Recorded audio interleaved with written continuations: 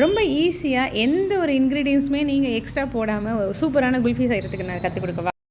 குயிக்காக நம்ம எப்படி பண்ணுறதுன்னு பார்க்கலாமா. நம்மக்கிட்ட குல்ஃபி மோல்டு ஆல்ரெடி இருக்குது அப்படின்னா அந்த மோல்டு மட்டும் எடுத்து வச்சுக்கோங்க. நார்மலாக நம்ம மில்க் ஷேக் வாங்குவோம் இல்லையா, அது என்ன பிராண்டாக இருந்தாலும் பரவாயில்ல, அது மில்க் ஷேக் அப்படிங்கிறதுனால நல்லா ஷேக் பண்ணிவிட்டு ஒவ்வொரு குல்ஃபி மோட்லையும் ஊற்றிடுங்க. இந்த மில்க் ஷேக் நான் பை ஒன் கெட் ஒன் ஆஃபரில் வாங்கியிருந்தேன், அதனால் 2 ஃப்ளேவராக வாங்கிட்டேன். வெனிலா ஒன்று, ஸ்ட்ராபெரி ஒன்று. அதனால் வெனிலாவில் ஒரு குல்ஃபி, ஸ்ட்ராபெரியில் ஒரு குல்ஃபி செய்வோம். இப்படி சும்மா நார்மலாக ஊற்றி வைக்கிறதுல என்ன இன்ட்ரெஸ்ட் இருக்குது, வாங்க ஒரு 2 டோனில் ஒரு குல்ஃபி செஞ்சு பார்க்கலாம்.